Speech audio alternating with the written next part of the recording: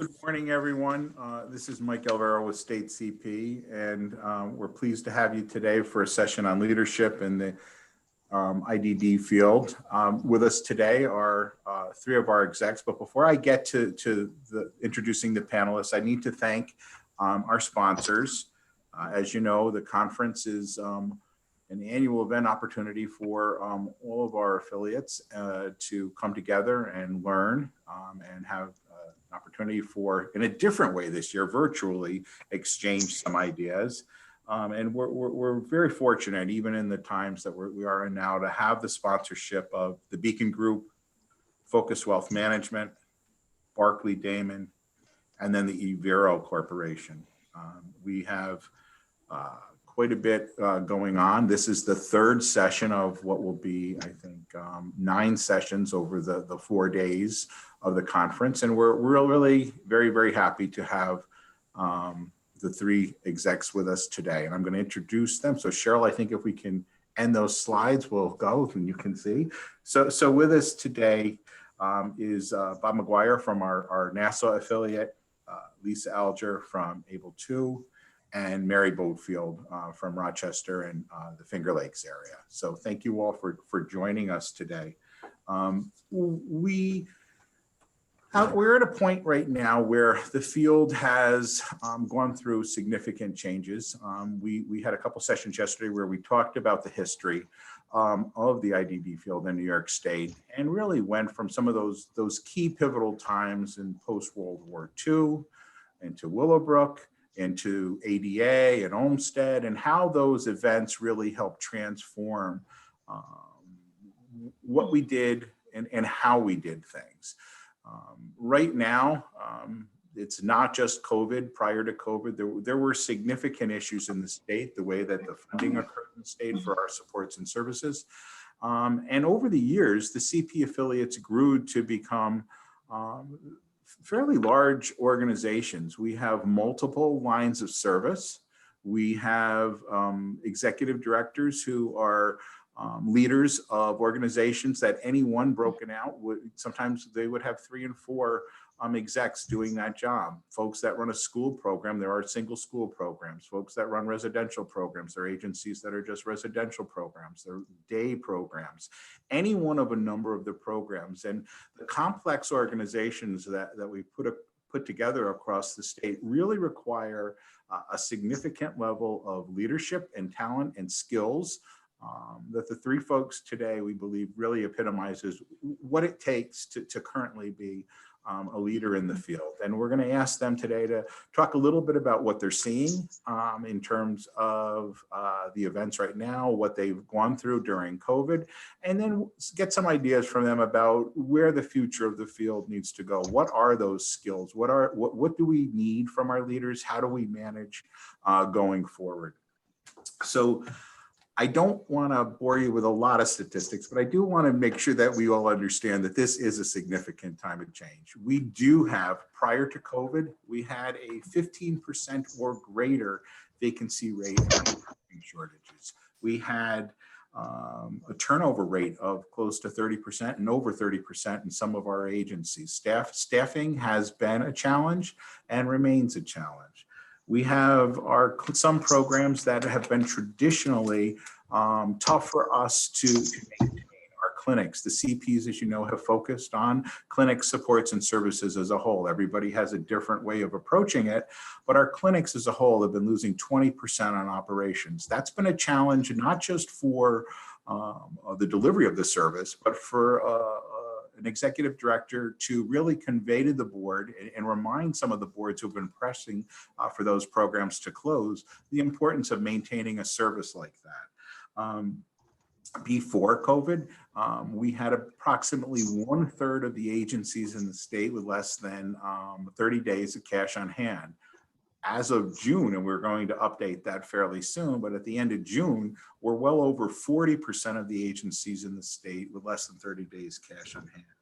For the past 10 years, the executive directors and leadership teams across the state have had to manage without any increase in funding for their operational costs. There have been a couple of times where the B-Fair dollars have come in, but those dollars have been specifically targeted for wages, which is a good thing, and it's important.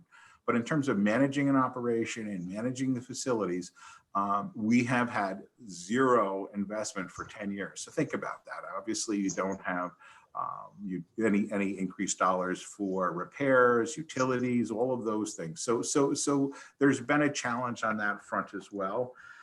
We also have had, I would say, a void in what had been our traditional partner at OPWDD. We are really challenged on the OPWDD front, and to SED to a lesser degree, in terms of really having a partner that will work with us and understand what we need in terms of moving forward. We've been working hard to advocate for new things and to get what we need, the resources we need, the flexibility regulatorily and statutorily. But we have not had the partners of old. So when I talked about those periods of growth, we did have the benefit of a strong political support. And we also have the specter of the New York State moving to a new system, whether it's managed care or some form of managed care. So it's unknown out there about what we will do, how we will do it. And there is not, I would say, a unanimity of thinking across the field in terms of what is the best future plan for the state. And against all of that as we move, and what the idea of managed care, many of our affiliates worked in the PPSs. They are working in a world that is becoming increasingly metric-based or value-based payment-based, or in a way we need to collect our data in ways that our IT demands are significantly higher than they had been in the past. We don't all have the investment in our organizations that we might have had had we been a hospital or other part of the health system. So we have a number of challenges, I think, as a field. And we've had to really, I think, try the patience, try the skills, put stresses on leadership in all the agencies, not just to survive, but to strategically position their organizations to move forward, to think about how their organization will fit not just in their community, but how they can continue their fundamental goal of supporting people with disabilities in all parts of the state and making sure that people have the opportunity to live the best life possible. That is something that I think has been consistent across the CP affiliates. And one of the things that I think as a group, the CPs can always be proud of is they have maintained a high level of quality. They have adhered to a sense of fiscal responsibility. And there is a value statement that all the CP affiliates hold themselves to. Maintaining that level becomes extremely difficult as a performance as we move forward. So there's a lot of challenges. And I know none of our boards or leaders in any of our affiliates want to in any way cut quality or cut or would even be able to think of doing anything in a way that is not honoring the tradition of the high standards that has been what CP affiliates hold themselves to. So with that sort of negative world and some of those hard things that I pointed out there, I really would like to hear from our execs and panelists as we think about some of the things that you've gone through and you've seen under COVID over the past 9 months, but also just in general, in terms of the challenges that are presented to you and what the demands on your agency have been from a technology perspective. I mean, how has technology challenged you and what has been your experience and response on the technology front? And I don't think we'll stay just at technology because some of the topics go across each other, but I would like to start with that. So who'd like to go first in terms of talking about some of the challenges you've seen on the technology front? I'll go first, Mike. This is what we call day 232 of helping to slow, and I wish I could say stop, the spread of this terrible disease. We've had a very courageous workforce, but as everyone knows, we had challenges with our workforce prior to COVID. And I think, just looking back over the last 8 months, our organizations have been very fortunate to keep everybody safe and healthy and happy. But just over the last 7 or 8 days, we have been challenged in our community, in our organization. And I'm sure we can talk a little bit more about those challenges in a bit. But I just want to say how valuable being part of New York State CP affiliations was for us, even over the last 8 months, listening to all of the grim and sad stories really gave us an opportunity to develop our roadmap, to get prepared for what we're dealing with right now. And if we hadn't been able to have these daily calls or these weekly calls, and people hadn't shared so graciously with us about those challenges, I don't think we would be in the position that we are in today. So just talking a little bit about technology, within 72 hours of us closing our doors, not our programs and services, we began providing telehealth and telemedicine and telephonic services. We had not done this before. So it was basically getting our therapists and teachers and doctors up to speed in a very short period of time.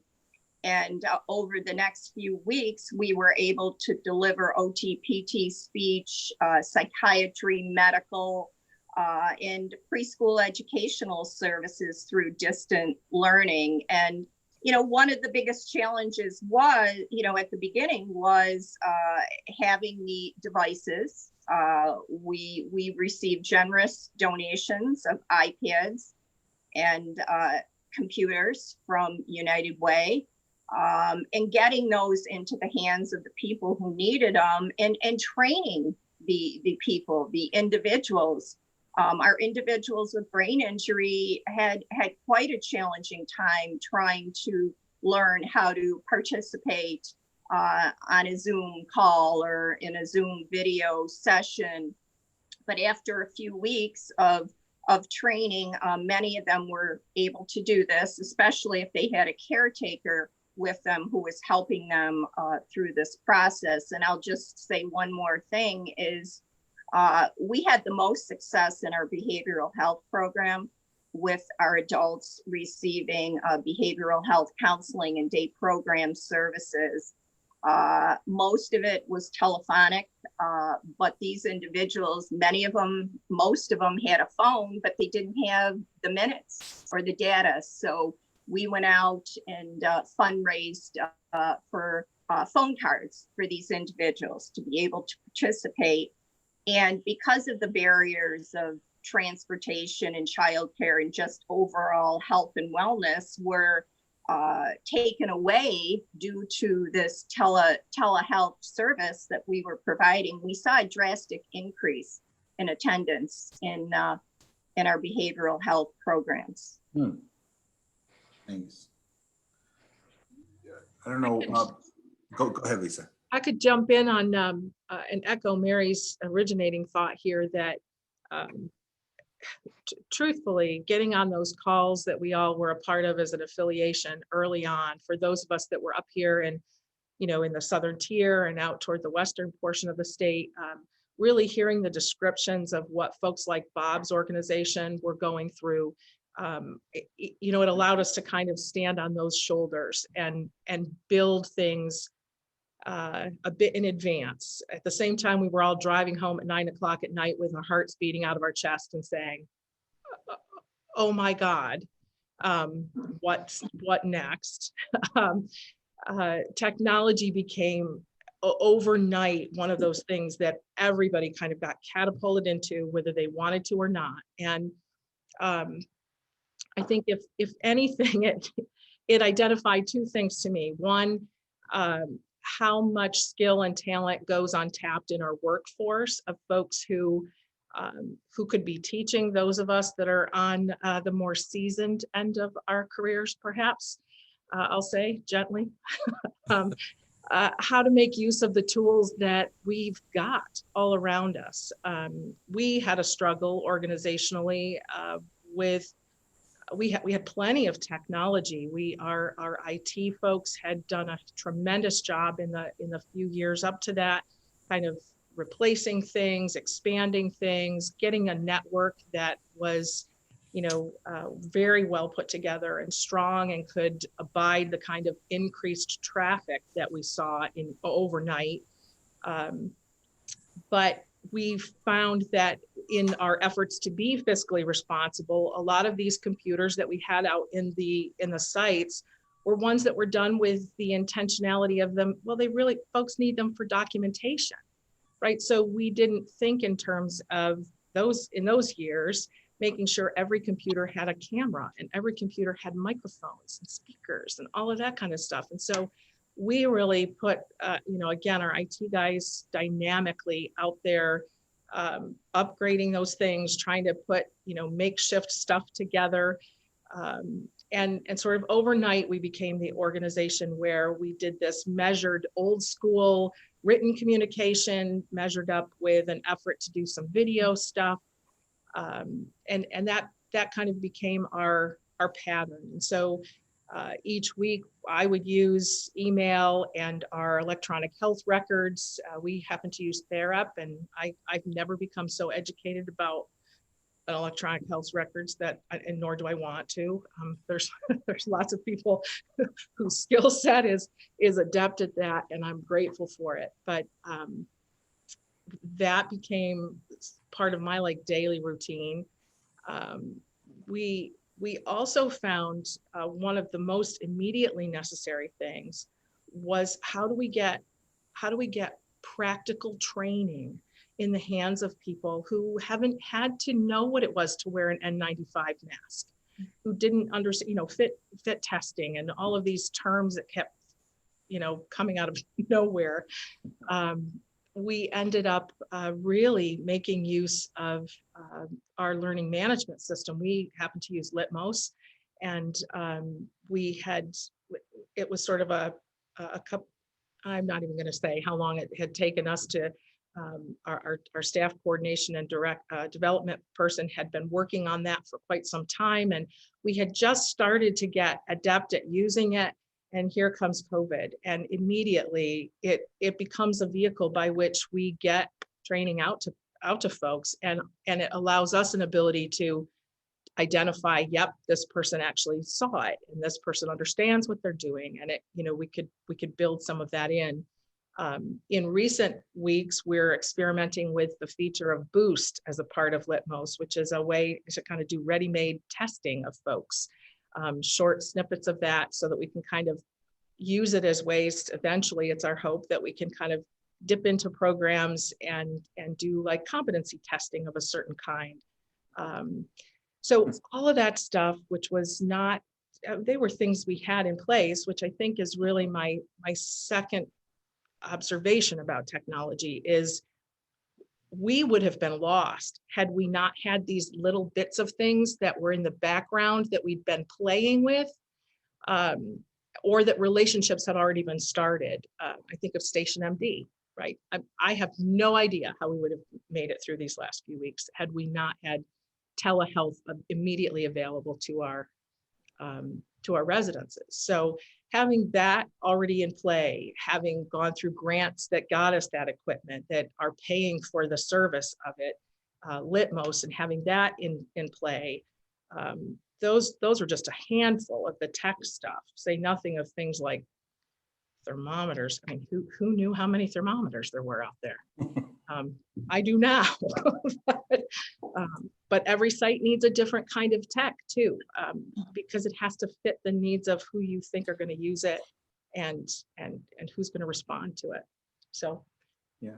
And so, Bob, Lisa mentioned, and unfortunately, you were right in the heart of it right away when COVID began. I mean, you guys were as hard hit or harder hit than anyone, really. So I think it's interesting when Lisa mentions about some of the things that she had in place and the quick ramp up in terms of using technology. What was your experience, Bob, in terms of how technology did or did not assist in that really hard time when you first started? I think, I'm sorry, go ahead, Mike. I think that similar to Lisa and Mary, all the things they brought in, remote learning, telehealth, were all aspects of, we had scratched at some of the telehealth, but remote learning, that was not something that was part of our vernacular or practice. So all of those technology capabilities and resources were certainly a major asset. I candidly think that visibility has nothing to do with technology, but people want to see their leadership under these circumstances. And so the capacity of Zoom that I didn't know existed, didn't know how to spell it, has been a significant asset in our getting the word out to families, our staff, and our participants about what we're doing, what our status is, what our philosophy is, what our policies are, what our protocols are. And we have Zoom meetings weekly with all of our families for that purpose.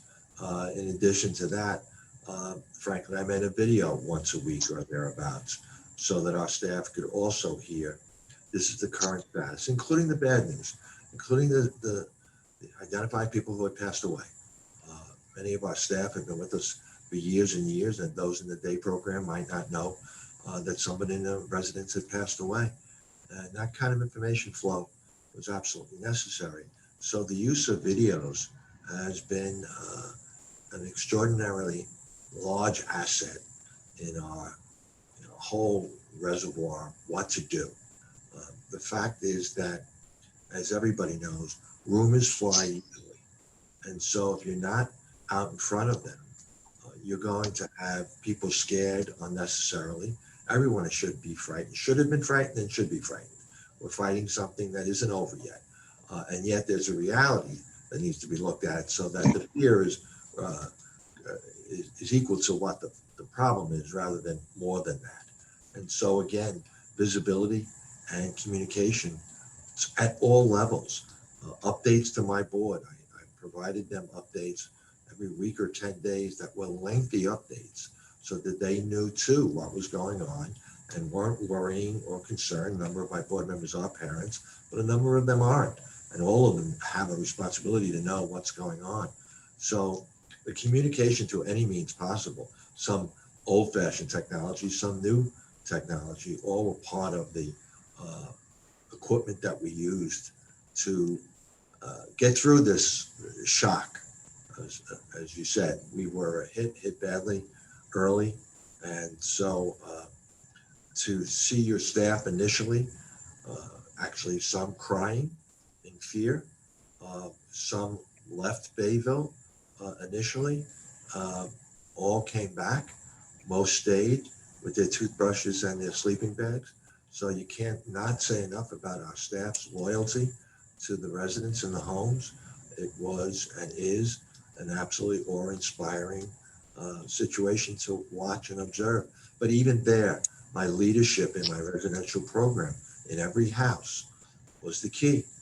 They were there, they had boots on the ground, and they knew what the protocols were to avoid and minimize the spread of this disease. So you mentioned something there, and I think all of you have talked about this in other areas. But Bob, I think from a leadership perspective, one of the things I think might be of interest for folks to hear about from all of you is what sort of culture building or how did you get or how does your leadership team really build the kind of culture where your staff are willing? I know some of it's innate in the people themselves working there, but how do you support that kind of culture, and what kind of things are you doing that really does have the culture of caring be in all parts of your school, your residential, and all those programs? What kind of things are you doing? So if I might start. Yeah, sure, go ahead. So again, communication is the key. We have what we call our COVID-19 team. It's about 26 people. And initially, I actually don't remember 9 months ago any longer, but I think we were on the phone every other day initially for the many, many weeks. And we're down now to once a week. But that 25, 26 people being on the phone and we have a litany. We go through Babel, small houses, school, day program, clinic, money. We go through every step and what else? So everyone's hearing the same thing in real time, and everyone then can depart from that session and go back into their workplace and be able to share firsthand. This isn't a secondary, third communication. This is what they're hearing and sharing with their colleagues. So I think that the ability to get the word out firsthand is absolutely important, hard to measure, because if you don't do that, again, you're going to have the rumor mongering, you're going to have people guessing, and you can have miscommunication, unnecessary. This could be fixed, and I think we did a very good job in doing that and are still doing that. And Mary, I mean, what sort of things do you do there to sort of set the tone, the culture for the organization? Absolutely. And I do think Bob mentioned a few of them already. Visibility. I was highly visible. I was at one of our work sites each and every day. I tried to work from home a couple of times, and I felt like I needed to be here. Our staff were coming in from the residences to pick up PPE. I was able to say hello. I was able to thank them. I called the residents and the staff every week or every 2 weeks to say hello. How's it going? What are you doing? What do you need? Just sending thank you notes.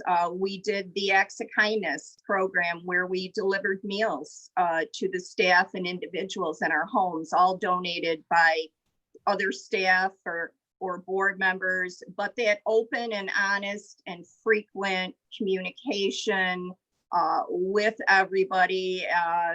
As Bob said, the same message for everyone, giving people an opportunity to ask questions about what was going on within the organizations, and always encouraging them to do the right thing, to use the masks, to social distance, to pre-screen. I don't know how many times I've ended one of our communications or conversations, certainly with that, and reminding people that it was on them.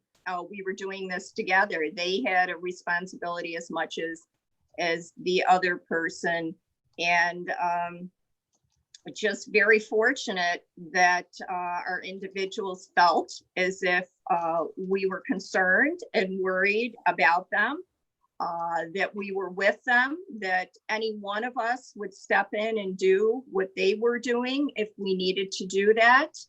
And just trying to be hopeful and encouraging every step of the way. Great, thanks. And then Lisa, I know you do a number of different things. I know during COVID you did as well, but I know you do some other activities in terms of, really looking to support staff and instill that kind of culture in your organization. Well, certainly it's the same echo that's already been identified. I think the bottom line is there's an authentic care. We really are in this together, that one does not work without the other. And you cannot expect people to care about what you have to say if they do not believe that you care about them. And that demands a certain amount of transparency in the information. And I'll call it measured transparency, because I also think there's such a thing. We have dealt with such levels of ambiguity that I think it is also the role of a leader to measure a bit what gets thrown out there, because fear is a real thing, and you have to be able to have some kind of conclusion to something in order to even give shape to the dialogue, if that makes sense. So I really felt strongly that we needed to have our wellness group involved in this a little bit. We have it's a small group that exists outside of COVID and existed before it, but we sort of co-opted its function to help do some reach outs to the sites and to launch different activities and challenges throughout it that people could respond to on social media so that they could see one another in action, so that families could obviously kind of do a check-in on their individuals and just the tone or tenor of what was occurring in the sites. Because as it became clear that as a group of leaders, we were having one experience and at the same time having to recognize for ourselves that in the residences,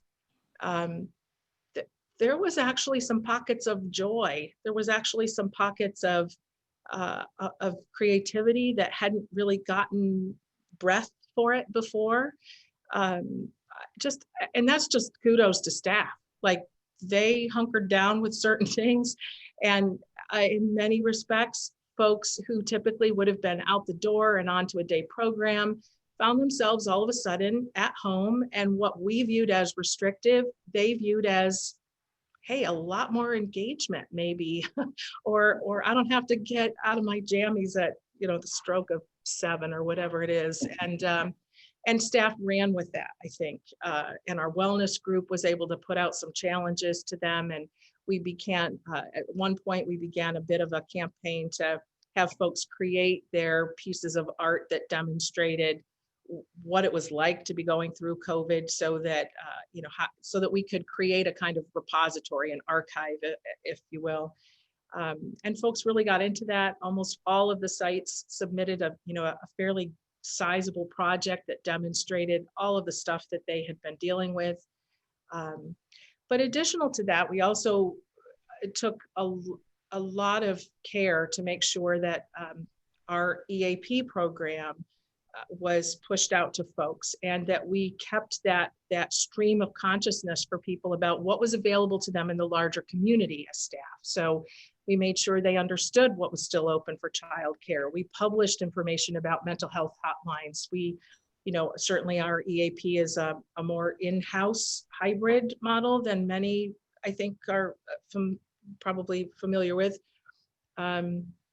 So that was an option for folks, and it was an option right from the beginning. And people, there certainly are, were folks who took advantage of that, and that kind of became a bit of a lifeline. But ultimately, I attempted probably weekly communication with all staff to say, here's where we are. We've certainly continued that. It's probably not weekly now, but it falls maybe every 10 to 14 days based on what's happening and how much change there's been. And it was very heartening to have, I've had staff respond to those messages and pose a question, or just throw a flag up and say, hey, we are in fact making our way through this. And that was part of culture setting. But I really do think it goes back to the idea that you have to find a way to give the necessary information. People are in it together, so you have to give them the information they need to do that. They need to know where is the virus. They need to know what's happening in the community. They deserve to know what your view of that is, if you want them to follow what you're asking of them. And I think that's been consistent. I think people's BS detectors are really high throughout all organizations, and they know if your communication is real, and if that is real. And it's extremely important to really offer the constancy of regular communication and the reassurance of that, but also to be clear in that communication. And I think that one of the things that Dan Brown has just sent through is that, Racker, they had, 13,000 meetings and 2 million minutes on Zoom. So, you talked about metrics, Lisa. I'm thinking, Dan is measuring what's going on there. And I think that's the kind of communication, I think that has been the hallmark of really making sure that the organization keeps moving forward. If I can transition a little bit to, you've talked a little bit about families and how you communicated with them and the importance of that. I want to mix a couple of things here as we move forward to the idea of advocacy. So I think the family communication question is extremely important and sort of builds on some of the things you were just talking about. But also as a leader of one of our organizations, we do have a number of complex areas. So advocacy is not always simple. It's not, we haven't found the best way to simplify our story. So in working with families and developing advocacy in terms of connections with your elected officials and others, I was wondering if you could talk about, the types of family communication, family advocacy, and then general advocacy that has been important in your organization and where you think leaders really need to focus their efforts in terms of being successful on that front. So I know, Mary, you've done a lot of advocacy and have done a lot of outreach with your elected officials. I'm just wondering if would you mind Sure. starting on this one? Sure. As you said, our elected officials and our regulators want to hear from our families and individuals first and foremost. I've thought I've been a pretty good advocate over the years. Each and every year, along with family members, I reach out to all of our local and state and our federal congressmen if need. Just to ensure that they know who we are, they know what our challenges are, they get to meet individuals firsthand. I invite them to all of our activities, and as you know, sometimes that can be a little stressful because everybody wants to have their voice, but we've worked well with that over the years. We have held a number of our own legislative events where we actually have the families and individuals telling their story, and we've collaborated with a number of other organizations in order to do this. And for the last 4 years, Senator Patrick Gallivan has hosted a listening hour. He invites his colleagues in the Senate and the Assembly and their chiefs of staff to a listening hour. This year it'll be virtual, and it really is about an hour and a half. And he has invited 4 CEOs in our area. I have been fortunate to be one of those CEOs over the last 4 years. Sometimes it's done just with the legislators, and sometimes family members are able to participate in the audience. And we've also had family members speak. And as you would know, the topics over the years have been early intervention, housing, and we can guess what the topics will be this year, of course, with the rate cuts and residential. But I will be speaking proactively on telehealth and why these services should continue post-COVID and how valuable they have been. And just a little bit about the types of advocacy. I happen to be a better proactive advocate than a reactive, although I know when things are dropped on our laps, it's important to write that letter, get that letter out, have people who are prepared to speak on behalf of that. But I feel like it's extremely important to be meeting with our legislators, with families, and look for that non-traditional funding support. And we have been very successful in developing an autism evaluation clinic in the Finger Lakes for better access for those families. And we just opened the new Golisano Autism Center, and we've had a number of housing opportunities. And these wouldn't have been possible without advocacy and support from our elected officials and from our regulators. But I want to say more so from our elected officials. My one concern right now is a number of our long-term, very dedicated assembly senators and assembly members are leaving are retiring in our area. There are 3 this year. There was 1 a couple of years ago. And we had spent time and energy working with these individuals, and they really got it. They really understood, and they were the ones where we could pick up the phone and say, listen, you know, we need your help.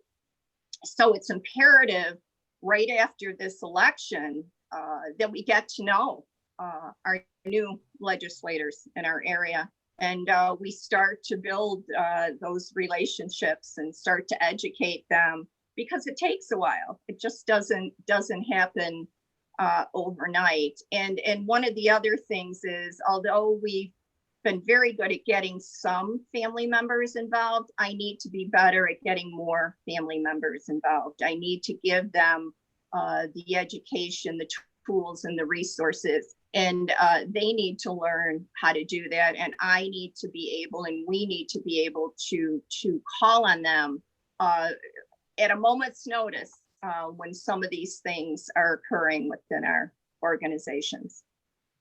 Thanks. So I'm going to ask Bob, who I know probably doesn't have any thoughts. No, I'm kidding. Bob, I'm wondering if you mind going next. And I know this is an important one for it is for all of us.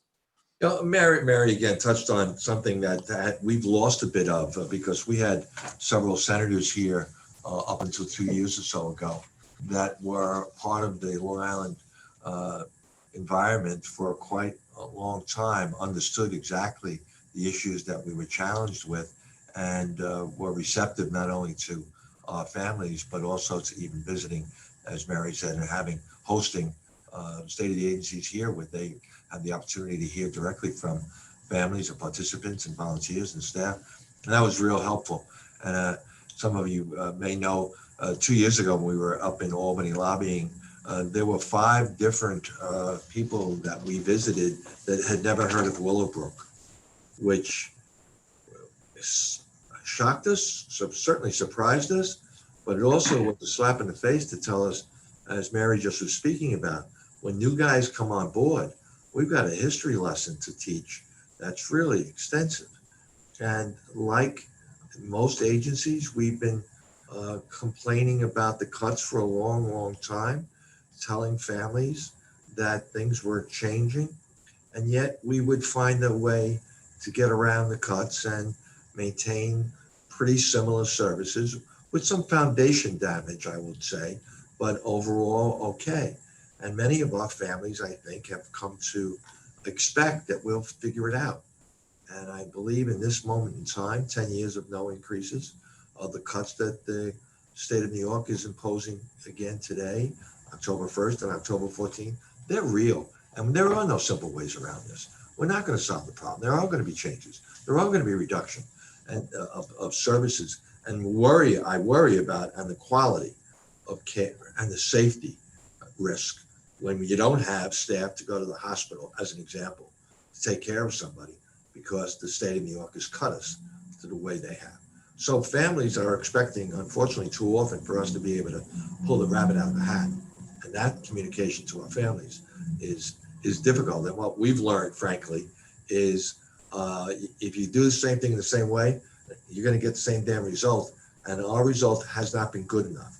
So part of what we're doing is making sure that we're giving messages to families that they only have to get online and go click, click, click, and they're communicating to the local, state, and federal representatives without an onerous task.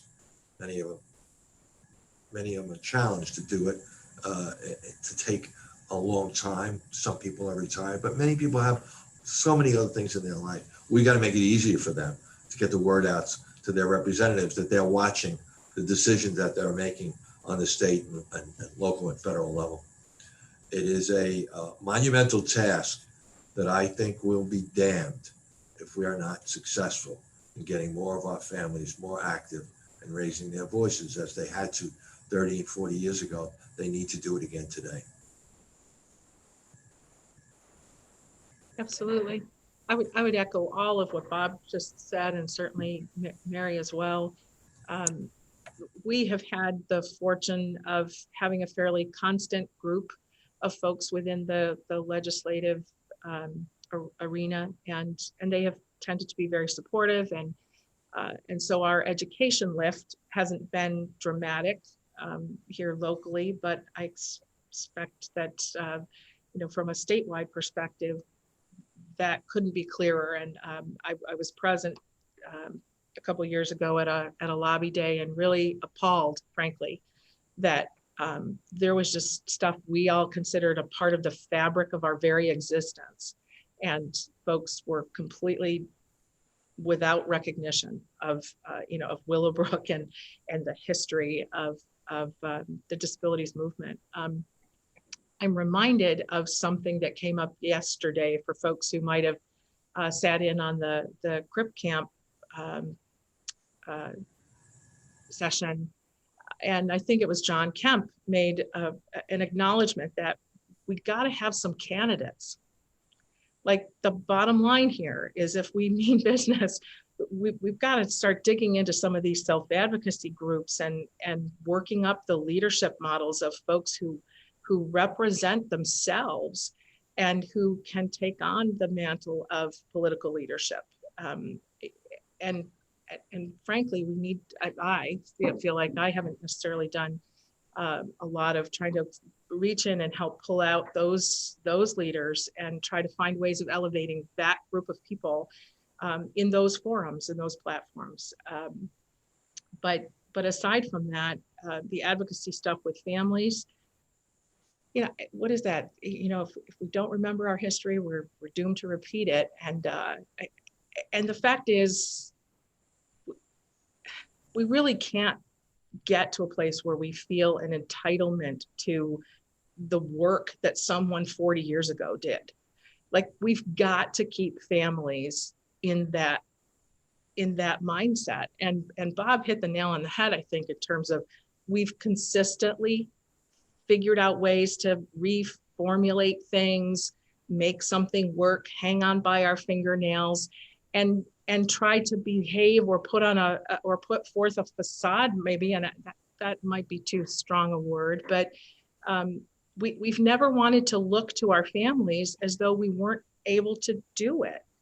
And I'm feeling like, at this juncture, the kind of communication I've had with families on an almost weekly to 2-week basis since this started was, again, mirroring the same kind of transparency that I'm trying to have with staff, to say, this is our reality. We've got no hard and fast answers. And this is a really ambiguous future we're looking at. And if we don't find ways to have these hard conversations and have everybody start showing up in whatever way they can, we really are going to repeat everything. And I would, as leaders, I think today, one of the things that is most difficult to watch or to feel the weight of is that we might actually end up with the talent of our careers watching an erosion of some of the things that people before us helped build in terms of infrastructure and just awareness. So I think advocacy in this part of the world where I am at is really fabricated around community building. Like, I'm trying to look and see, how do we refine what our value is to our local communities? How do they see us? How do we get our families pulled more into this? And realizing now that that's a lot of siblings rather than parents. And in the case of us here locally, that also has come with challenges of, some of our folks are fairly rural and internet service is still spotty. And even the use of the technology we all talked about earlier has not been easy. We've really done more conference calls with families on a regular basis than the ability to do Zoom or Google Meets, because many families will just say to me, I've got a computer, but it's in the back room, and I don't have an email account, and I don't ever, so doing things like setting up workstations here at our site where people can come in and make use of that technology if they want to do things like help us with letter writing campaigns or things of that nature. That creates other hurdles, of course, but I think we've just got to keep reaching as many ways as we can. So Mike, if I might, the issue of leadership, that's the story of this session. Mhm. It isn't just us, it's the future. And how do we help the future leadership?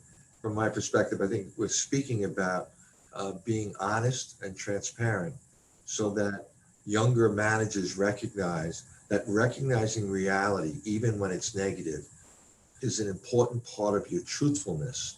And if you're going to have credibility with staff, with families, with participants, then we need to be candid. And that sometimes is difficult because of, especially in this moment, the reality is not a positive one. And so therefore people think as a leader, I've got to bulk up and I got to put my best foot forward. And that's all well and good at times. And we need to be flexible. It needs to be one of your tools in your tool bag.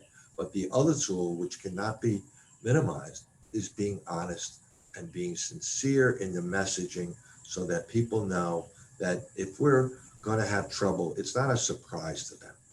You've been bringing them along all the way, and it's a maturation and a trust that you build. And I And would just, oh, I'm sorry. no, go ahead, Mary. I That's was just going to add to the leadership qualities. I definitely agree with everything Bob has said. I think we have to be collaborators, and we have a number of different audiences. Obviously, it's with our employees, our families, but with our communities and with each other. We have to be very agile. We have to change at a moment's notice. I'm a very strategic thinker, and everything was planned out and organized. And I have to learn to develop a more flexible and welcoming strategic plan, which we have done over the last few years, which has allowed us to really welcome new opportunities because we aren't so set in our ways. Of course, the solution oriented, and I know Bob touched on this, we have to be thinking of what are the solutions to these challenges. And I go back to the visibility, the openness, the honesty, and the ability to advocate, and I do believe the ability to fundraise. I know that this COVID has really altered drastically the way that we fundraise, but if every single funding source is decreasing or going down, we have to learn to fundraise or find new opportunities for funding to be able to support some of these traditional services or non-traditional services, but services that we think are important. And I think as things change, I think the planned giving component of our fundraising activities is imperative. It's always been important, but I think now more so than ever. so I think, collectively what I'm hearing, and again, I think this is important, is we really touched on the importance of communication, that as a leader, you've been communicating, you've been finding new ways, different ways. But I think what's the hallmark of all of you has been that what Mary was just touching on there is you are flexible. You have to be flexible. You're being pushed to be more flexible than ever. Where we used to have a strategic plan, people would follow it. Well, we go into strategic plans that are a daily changing, series of events. We do not have a 3-year plan. We don't even have a 1-year plan. You have the plan with the long-term goals, but you've got to be able to amend those plans and look to your community and really think about new partners and new ways to do things. And I think when Lisa was talking, and I think Bob has said it as well, I think you all have, is you've touched on the idea of how you interact with, whether it's other nonprofits, whether it's the community in general, whether it's finding new funding sources, which is incredibly important in terms of, the future, outside of just public funding. What was interesting yesterday, we talked about the real way back beginnings, and everything that started in the disability field was definitely privately funded. It was private fundraising, and the agency started, and it wasn't until the 60s where there was public funding.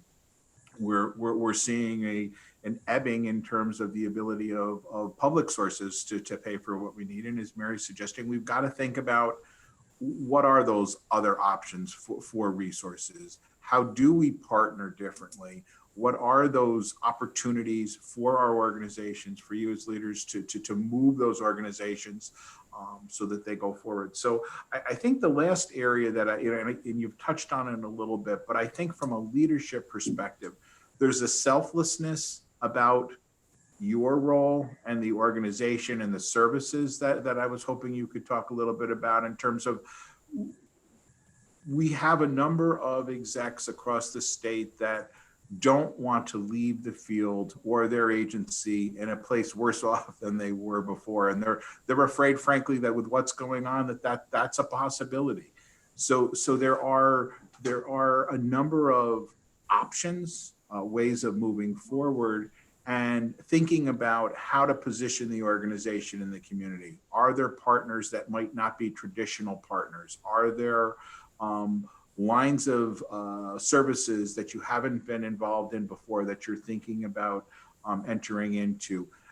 Just how does that, from your perspective, that change in thinking in terms of the future, when you have to be agile, as Mary's saying, when you have to look at other funding sources, and you have to look outside the organization in ways that I don't think we all have the same way across the state in the past? How is that potential partner, collaborative effort, even merger, but how do you as a leader have to think about that? And then how do you take yourself, I'm the exec, I'm the CEO, out of that equation to think about what's right for the organization? So I know you all have different ways that you've been dealing with that partnership component of it, but could you talk a little bit about that external connections and the strategic planning for the future in terms of working outside of the organization? What are you thinking about? Not an easy one, I know, but have you all thought? I can talk about what we've done over the past few years. And first I want to say, we're hearing that maybe 30 to 40% of organizations won't make it through and out of COVID. And that's just a very, very sad and scary thing to me, because I think when you're thinking of partnerships or affiliations, there has to be some thought and planning going into this. You can't wait until you have 30 days of cash on hand in order to really be able to make these decisions on behalf in the best interest of everybody in the organization. And so 7 years ago, Happiness House affiliated with CP and eventually Rochester Rehabilitation, and our leadership staff eventually became the leadership staff of all three organizations. We were in a good position, but a bad position. One CEO was retiring, one had just left, but both organizations were having serious fiscal problems. And not only was it working together to try to bring these three organizations together, which we eventually did under a passive parent corp, we were trying to turn these organizations around and make them each sustainable. And I think, as most people know, a passive parent allows each organization to remain independent. But what we did is we share leadership from HR to compliance to CFO to CEO to COO, which has certainly created efficiencies and allowed us to take those resources and put them back into the programs and the services in order to be able to do this. And another reason why we set up a corporation such as a passive parent is it also allows you fairly easily to welcome new organizations into the corporation without going through a full merger or developing another type of structure for these organizations. And although we haven't aligned with anybody in the last 4 years, we certainly have had conversations with organizations. But again, you know, I urge people to take a look, a good hard look at your organizations, at your financials, at your leadership, because a couple of the reasons why we didn't look to align, you know, first and foremost were the fiscal challenges of these organizations and the impact that it would have on the relationship with other organizations. And, you know, I've presented on this topic on what we've done many times.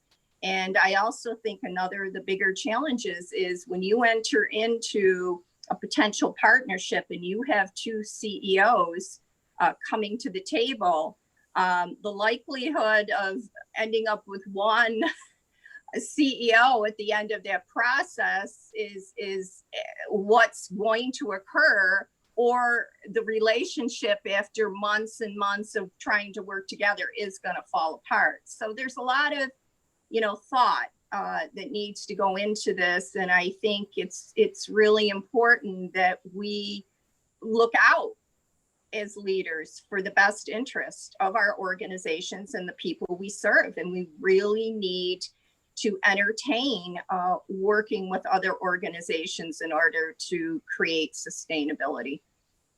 And Mary, I know you've done this a lot, but you touched on a little. Could you talk a little bit more about the, I don't know if it's vetting, but finding that right match in terms of the culture and the finances when you're thinking about partners? Right. So a couple of things. I have approached organizations, and I've had other people bring other organizations to me. You know, at the beginning of this process, we came together with two very fiscally challenged organizations, and we were able to bring them back to a point of recovery and doing extremely well. But I think it's harder and harder.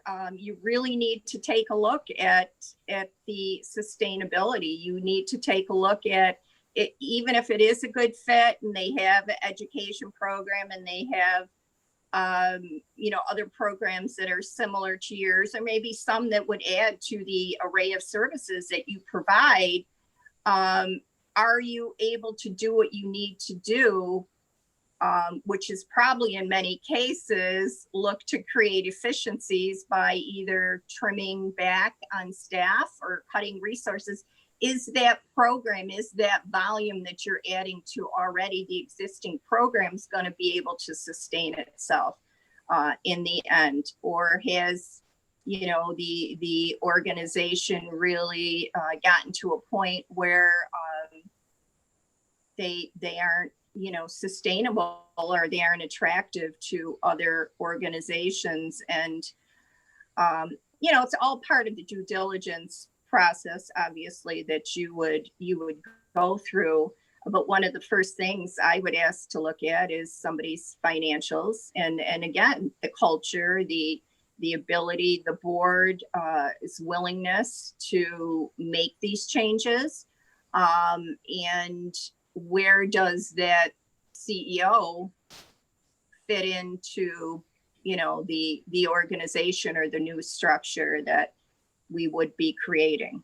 And again, one of the best times is when you know that there's a leader who is retiring, you know, a year or two before, and you know, is there a strong organization or a potential organization within your community that would be a good fit and make sense, and you have that conversation with that organization. Thank you. So Lisa, what are your thoughts on this? Well, I would echo a good part of what Mary said, but for me, I would say our organization is on the smaller side of things, and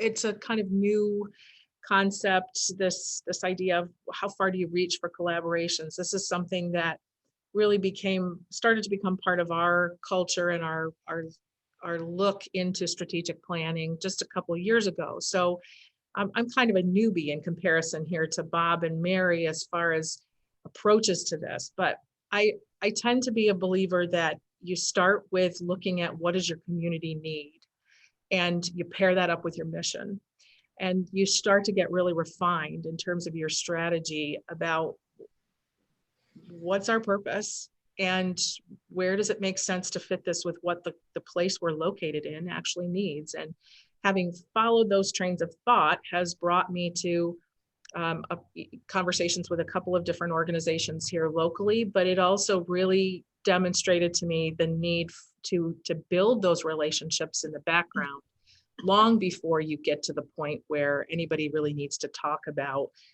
survival. And I think that goes to Mary's point, where you don't want to, ideally, you're not waiting until somebody's in a really strapped circumstance and feels like they're being leveraged to the table to consider, because that just sets a really bad tone for conversation. So where I'm at this point is conversations emerging as a result of 2 and 3 years of conversations that have already gone on about how we share certain pieces of culture, what that organization is doing that we don't already.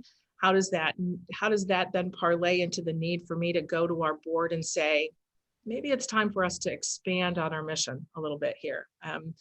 We've always been pretty concentrated on just the IDD population, but our community that we're sitting in has needs for a larger swath of vulnerable populations. And certainly even organizations that are structured around advocacy are a part of some of the conversations that I'm having, things relative to how do folks of vulnerable condition get represented in the legal system.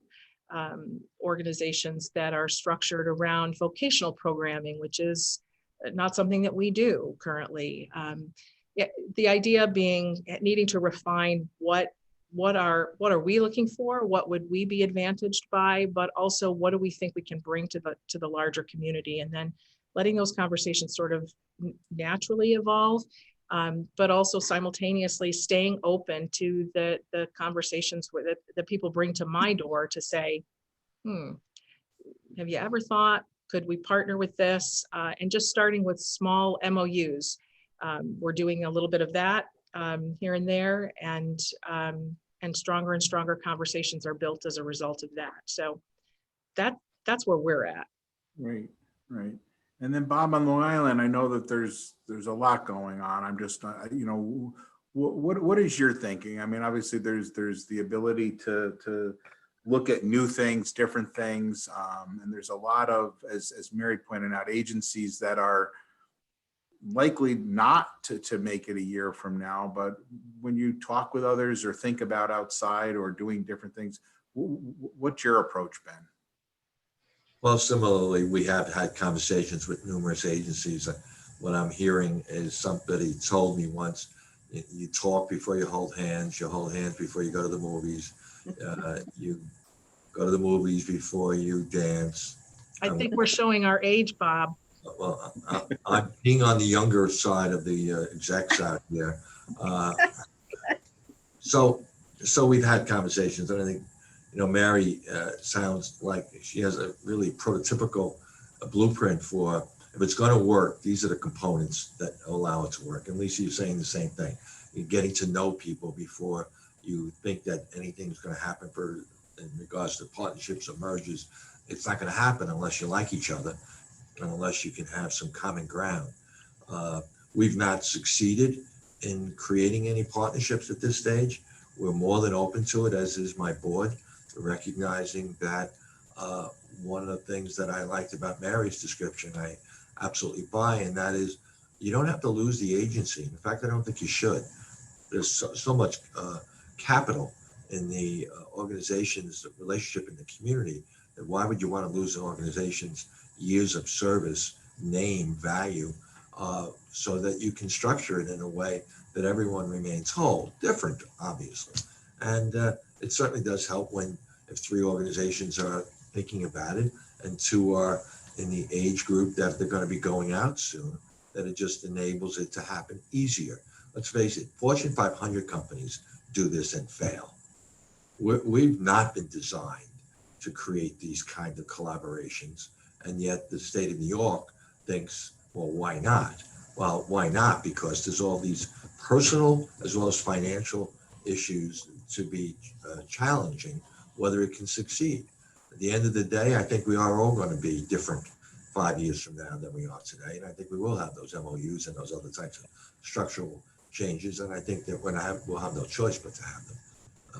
So we are more than open and have had many conversations, some that I thought were about to materialize and didn't. And I think that's okay too, because that's just, some people date for a while, break up, and then go back and date again, wind up being married, and then they get divorced. I'm joking. There's So- always a divorce option. They're always That's correct. So we just got to know from one of my favorite people here, David Jordan, who was at Willowbrook, and he's commenting that all 3 of your I think skill sets point to that you've included a level of transparency and communication that really plays well, and when staff see that they really are able to buy in and work with you in a way that benefit everybody in terms of the enthusiasm for the job, and the people you support really do understand and get the sense that from the top there really is a willingness and a support for the staff throughout the organization. So as we close here, we're getting to the end here. I just wanted each of you to have an opportunity to provide sort of a summary piece of advice for emerging leaders that are coming up in the organization in terms of what you think the hallmarks are in terms of what have been your most successful components of your career in terms of the things that have worked for you, and that where you really would advise those folks to pay attention to what might have been a real challenge for you, or you think will be a challenge for anyone leading in the field in the future. And I know that's not an easy one, so I'm going to keep talking for a minute while you think about the answer to that. And for folks out there, you can tell I did a lot of prep on this, so I apologize for that. That's on me. And these guys are good sports for playing along with me. But I'm going to ask Lisa, if you don't mind, would you start to try to answer that sort of summary advice question? I mean, Sure, I have to pick on throw some. that my way first. You get under the bus. Go ahead, please. I'm the person in this mix that has been at this job the shortest amount of time. So sure, let's start with me. I think I would observe most likely that in watching upcoming folks and in just feeling the kind of freneticism that has become a part of our culture in general. So we have things that come at us fast and furious. They come with speed and complexity. And then we have this social media overlay where everything is, supposedly able to be answered in a wink of an eye, that we ought to have graceful and responsive and knowledgeable things to say about something within 5 minutes of the news of it breaking. I think we have now generations of folks that are coming through the pipeline believing that both education and a willingness to just put your nose to the grindstone and be creative and innovative will allow you to just kind of plow through and keep going to the next thing. And I guess I would say maybe 2 things. One of the most valuable things to me during this period of time, I have to say, has been the ability to pause, the willingness to be comfortable and sit in the ambiguity and to just breathe, so that I'm not being reactive, but that I'm trying to take account of the counsel that's around me and that's immediately available to me. I have a group of, there's 12 of us that came together pretty much every day and then spiraled out to the various programs, and everybody had their their place in the continuum. It basically was a marching force of disaster planning, put the plane together as you fly it kind of thing. But the ability to sit there and to say to folks, we have to give ourselves a moment to think. And the rest of the world swirling around us isn't going to be patient with that. And they're going to have a lot of negativity to say about it. But the bare bones here are, we have some wisdom to this. We've got to look out, we've got to find our partners in the community, and we have to be willing to listen to them and give ourselves half beat. I'm not talking about days, because we don't have that in most cases, but the willingness to get comfortable with ambiguity, I think, is probably the thing I would say is critical. And the other piece of that is personal accountability. I don't think there's any greater a lesson that I've had to learn over decades as a leader. You have to be willing to tell yourself the truth. Wherever that happens in the continuum of the day, you've got to be able to be true with you. That's all I got. Like, Mary and Bob, you're going to have to carry the load on this one. No, that was great. Very good. Don't undersell yourself. Go ahead, Mary. So again, being a good role model, first and foremost. People are watching and wanting to listen and hear more, and also being my authentic self. I mean, people can tell when you're not your authentic self. Being inclusive of everyone and everyone's where they come from, their life experiences. Being a good listener. I think it's extremely important that you just don't communicate. You have a conversation with people and you really, understand and get to know people. Many of our future leaders have been in the field for a while, so you have to have that passion. You have to have that empathy and understanding for what each and every person does in the organization, but also have that passion to be able to do that. And I think just giving people the tools and the resources to be the best that they can be as an employee and as a leader of the organization. That's great. And Bob? Would have been better if I was first. It's hard to. Well, I'm going to challenge you, Bob. It's not going to be easy. So I think people have to look at emotional intelligence. Young managers may or may not know what the components of that are. The fact that they can improve. Your IQ is one thing. Your emotional intelligence is something that you can build on, and you have a responsibility to do so. In fact, I think if you don't, you won't succeed. It's certainly not as high as you might be otherwise able to. I think you got to look at books.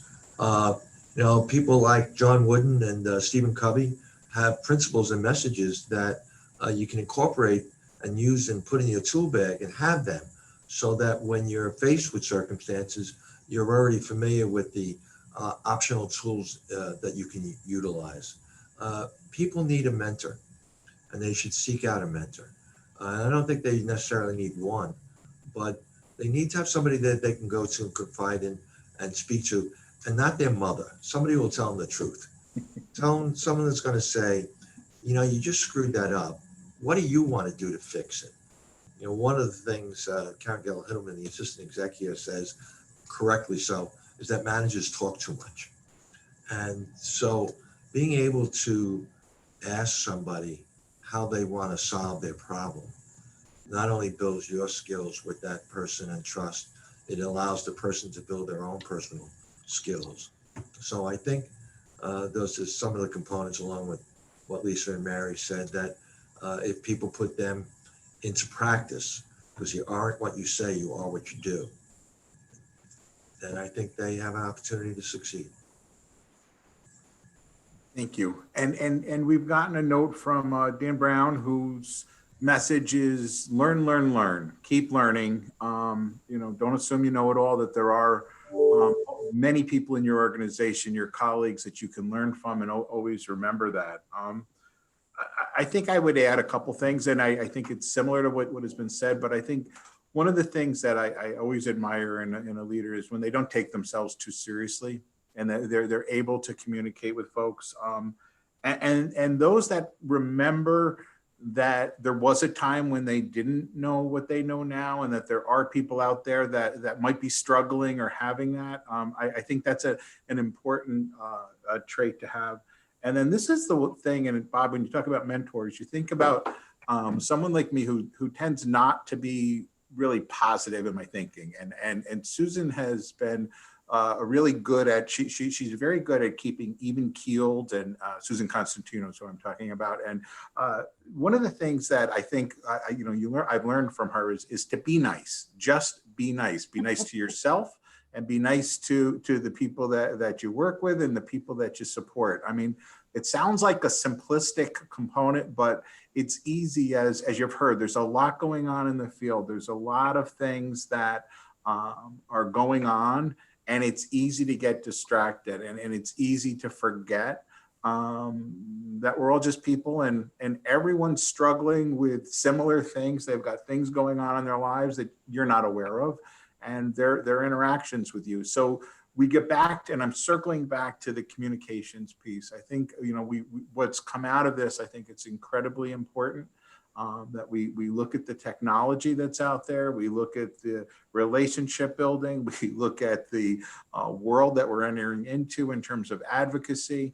All of it, if it ties back to just keeping your feet in the ground, as Casey Kasem says, and keep reaching for the stars. But you really gotta stay grounded, and you've gotta keep your eye on the ball. And I think the world changing is something that, to the degree that we can all be as successful as Mary and Bob and Lisa in terms of managing our organizations, is something that I think we want to aspire to. So with that, I'm gonna just thank you guys very much. I think this has been extremely helpful for me. I always learn when I talk with you guys, and I hope that folks out there also picked up on some of the really, I think, innovative things you guys have been working on, and the types of things that we need to be thinking about for the future. As I started, we are going to take some of the ideas from here and think about additional leadership sessions. I'm hoping the three of you will consider reprising your roles here and coming back and helping us out again. But let me just end with thanking you all very much for your time. Thanks for those folks. We have almost, it's like 200 people or 170 people on board today. So there's quite a few folks who've been online. So thank you for joining us. The next session is at 1 o'clock this afternoon. I need to go back again. My commercial. I got to thank the sponsors, the Beacon Group, Focused Wealth Management, Barclay Damon, and eBureau Corporation. So thanks to them. And thanks, guys. It really was. I hope it wasn't too painful for the three. Mike, you did a good job, and I'll partner with Mary and Lisa anytime. Thank you. Likewise. Same here. Yeah. Thanks all. Thanks. Thank you, guys. Bye. Take care. Have a great day. Yeah, everybody have a Bye, great all. day. Thank Thank you. you.